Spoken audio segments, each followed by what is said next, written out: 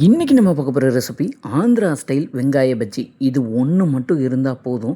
சூடான சாதத்தில் இதை போட்டு பிசைஞ்சு சாப்பிட்டிங்கன்னா அம்புட்டு ருசியாக இருக்கும். இது தோசை, இட்லி இது கூடயும் சூப்பர் காம்பினேஷனாக இருக்கும். அந்த வெங்காய பஜ்ஜி செய்யலாமா?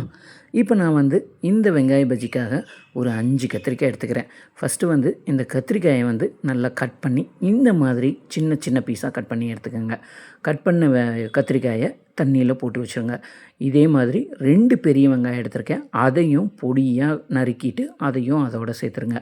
இது கூடவே மீடியம் சைஸ் தக்காளியில் 2 தக்காளி கட் பண்ணிவிட்டு அதையும் அதோட சேர்த்துறேன்.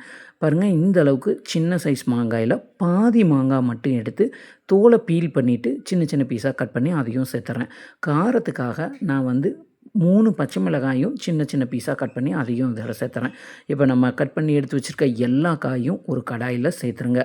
இதுக்கு தேவையான அளவுக்கு உப்பும் சேர்த்துட்டு ஒரு 1/4 டீஸ்பூன் அளவுக்கு மஞ்சள் தூள், 1 டீஸ்பூன் அளவுக்கு நார்மல் மிளகாய் தூள், 1 கப் அளவுக்கு தண்ணியும் சேர்த்துட்டு நல்லா மிக்ஸ் பண்ணி கொடுத்துட்டு ஒரு 5லிருந்து 7 நிமிஷம் வரையும் அடுப்பை மீடியம் ஃப்ளேம்லேயே வச்சுட்டு இந்த காயெல்லாம் நல்லா கொலைய வேகிற வரைக்கும் வேக வச்சுருங்க.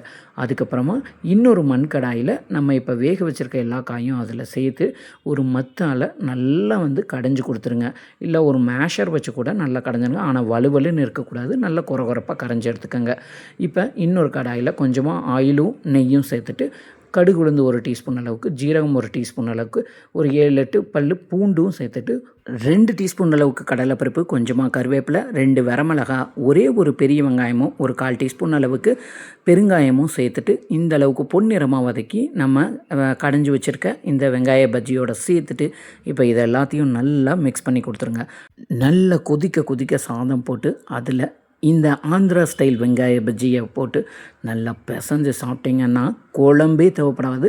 அந்தளவுக்கு அல்டிமேட்டாக இருக்கும். கண்டிப்பாக இந்த ரெசிபியை நீங்களும் ட்ரை பண்ணி பாருங்கள். இந்த வீடியோ பிடிச்சிருந்தா உங்கள் ஃப்ரெண்ட்ஸ் அண்ட் ஃபேமிலிக்கு ஷேர் பண்ணி விடுங்க. இது அவங்களுக்கும் யூஸ்ஃபுல்லாக இருக்கும். மறக்காமல் நம்ம சேனலை லைக் பண்ணி சப்ஸ்கிரைப் பண்ணிடுங்க.